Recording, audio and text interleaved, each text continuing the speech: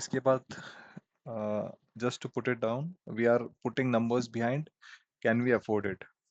Now, the real decision that do we have to make this system or not depends upon this particular exercise.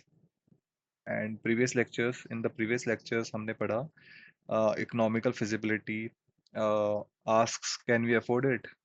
We said it's done via CBA, cost benefit analysis. Now we will open up the CPA, which is cost benefit analysis.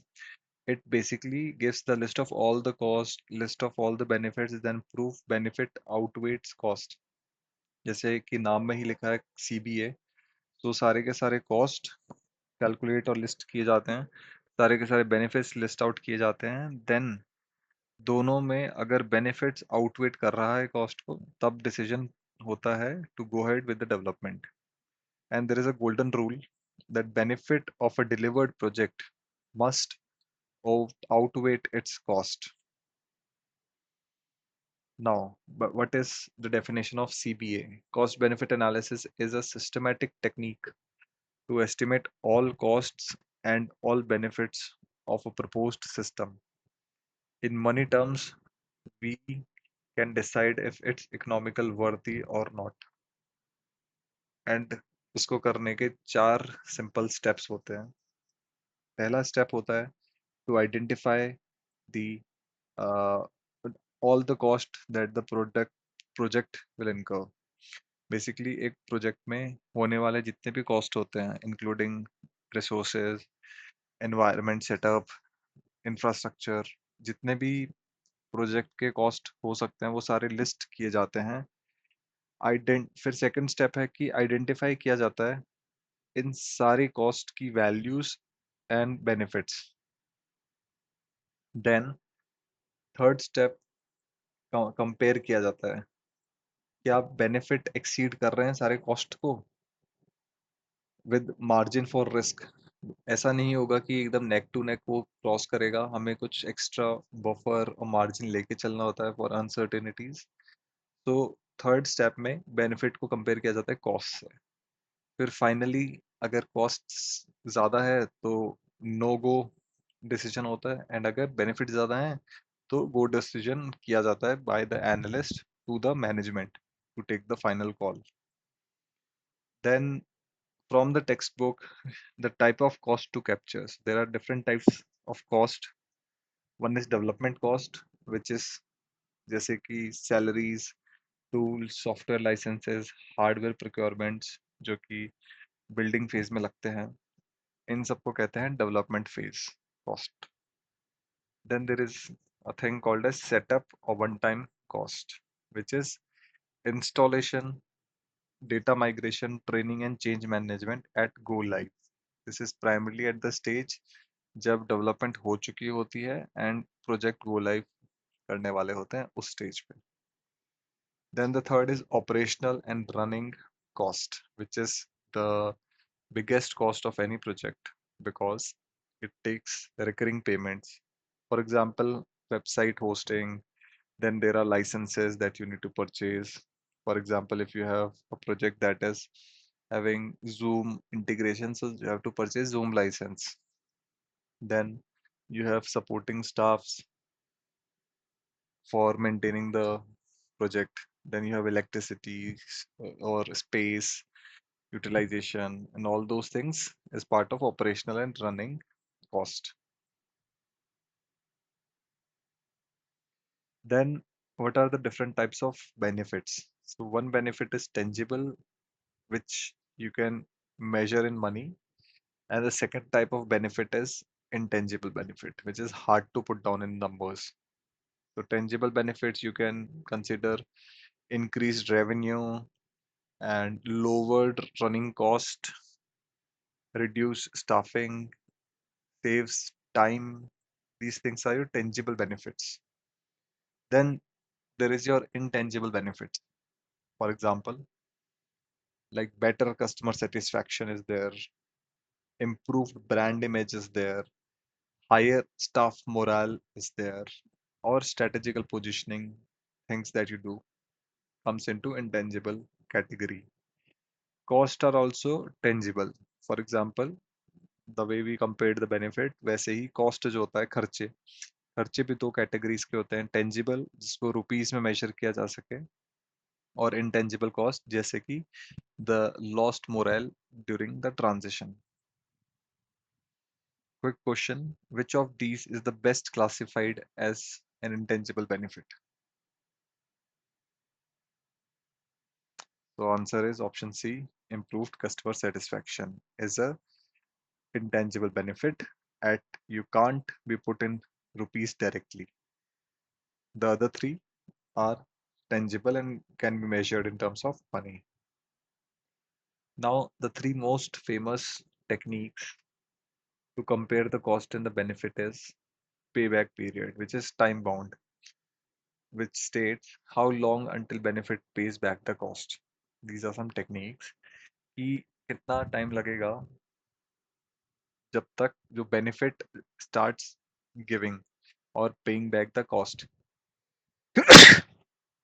Second is ROI, which is called as return on investment, which is a ratio based. So it states what percentage return does the project gives. That essentially means कितना return मिलता है on the investment made in the project. Then is the very important matrix, which is NPV, net present value, which is time value of money. And are the benefits worth more than the cost in today's money? This is calculated in terms of money in today's time, with respect to time. Now, the first technique is payback period. We have a working example, and the formula for the payback period is payback period is equals to total investment divided by annual net benefit. Just keep in mind that we are having it in annual basis. So for example, you invested in a project. The investment includes development and setup fees of 12 lakh. Annual net benefit after savings and net running cost is 4 lakh. तो payback period कितना समय लगेगा कि आपकी investment recover हो पाएगी, divide कर देंगे तो आंसर आएगा 3 years. सो बेसिकली शॉर्टर पे आउट, लेस रिस्की है, बट 3 साल के बाद उसका रिटर्न वापस मिलता है. Second technique is ROI based.